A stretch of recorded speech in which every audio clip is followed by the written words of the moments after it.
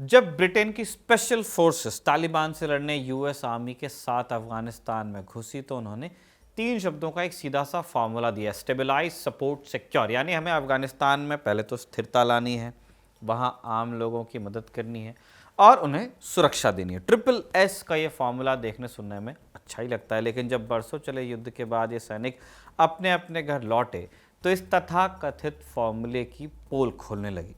अब तक इराक और अफगानिस्तान में अमेरिकी सैनिकों की करतूतों के खुलासे हो चुके थे, ऑस्ट्रेलियन सैनिकों के भी हुए हैं। कैसे हेलीकॉप्टर से अमेरिकी सैनिकों ने निहत्थे लोगों पर गोलियां चलाईं, वो विकीलीक्स के खुलासे में सामने आया। उसके अलावा भी कई मानवाधिकार संगठनों की रिपोर्ट्स आ चुकी थी जिनमें अमेरिकी सैनिकों की क्रूरता के बारे में बात हुई है। लेकिन अफगानिस्तान में ब्रिटिश फौज ने जो करतूतें की वो सबसे पहले बाहर आई जुलाई 2017 में। ब्रिटिश फौज में अधिकारी रह चुके कैप्टन माइक मार्टिन ने संडे टाइम्स को सबसे पहले बताया था कि ब्रिटेन की स्पेशल फोर्सेस ने अफगानिस्तान में निहत्थे लोगों की हत्या की है। युद्ध के दौरान इन क्रूरताओं के सबूत भी बार बार जिम्मेदार लोगों को भेजे जाते रहे, लेकिन सेना के जो सीनियर ऑफिसर्स थे उन्होंने इस बात को दबाया। कैप्टन मार्टिन के खुलासे ने बस शुरुआत की थी, लेकिन उसके बाद कुछ और अधिकारियों ने इस तरह के खुलासे किए। बात बढ़ी तो फौज ने बंद कमरों में कई बैठकें की। फिर इस बाबत रिपोर्ट्स ब्रिटिश मीडिया में छपती रहीं, लीक्स होते रहे।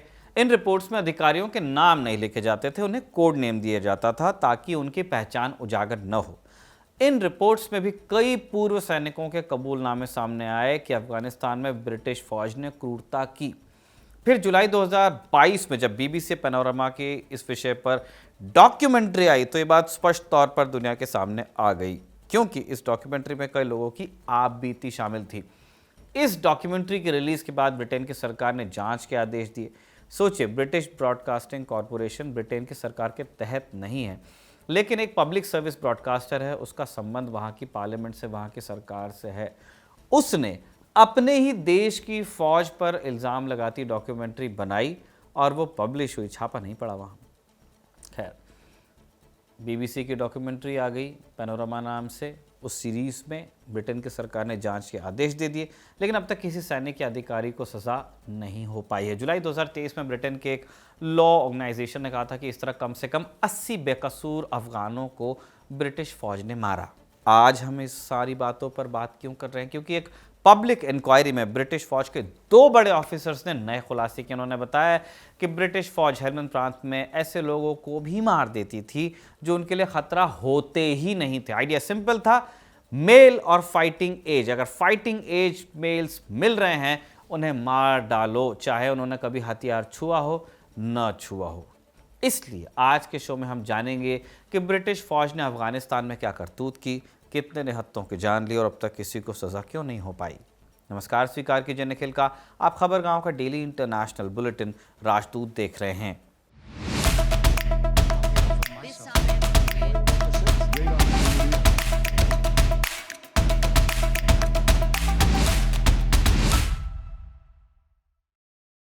शुरुआत एक आपबीती से करते हैं पीड़ित की। ये बात है अफगानिस्तान के हेलमंद प्रांत की। यहाँ एक देहाती इलाका पड़ता है नावा नाम से। 16 फरवरी 2011 की तारीख थी।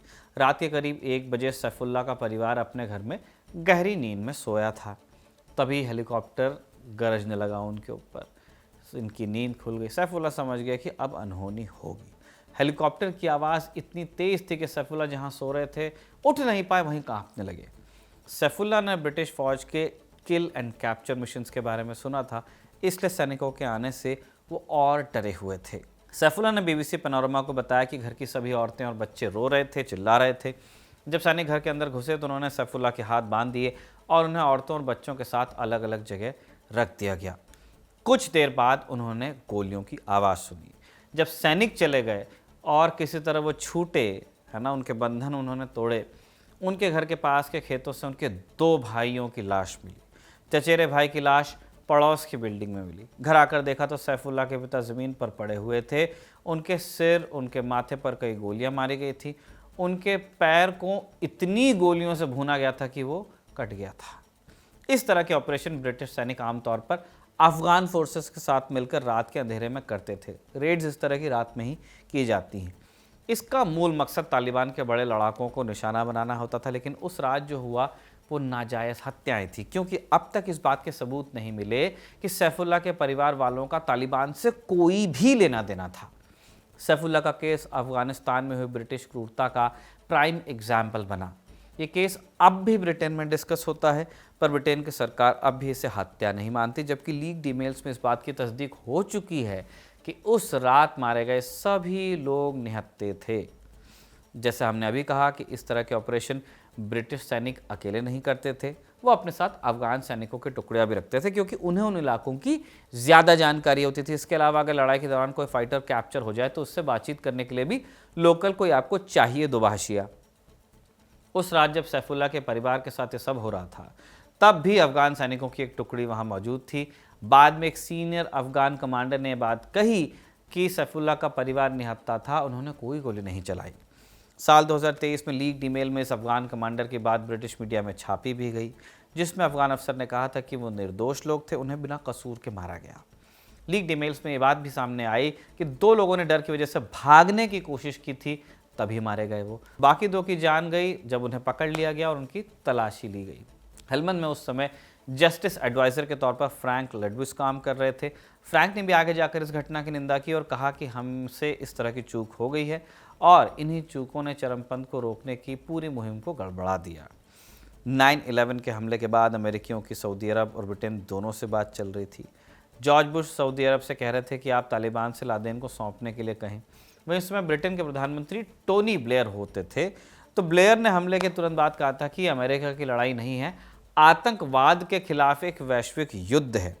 ब्रिटेन वैसे भी नेटो मेंबर है, अहम मेंबर है नेटो का, और आर्टिकल 5 के हिसाब से उन्हें इस हमले में शामिल होना था, वो हुआ भी। ब्रिटिश फौज अफगानिस्तान के दक्षिण पूर्वी हिस्सों में पहुंची।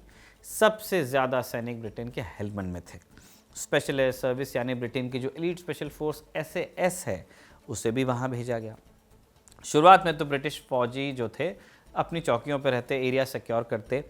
अल-कायदा और तालिबान के लड़ाकों को कैप्चर शुरू में सिर्फ US फोर्सेस ही करती थी, लेकिन बाद में ब्रिटिश स्पेशल फोर्सेस ने नाइट रेड्स शुरू की।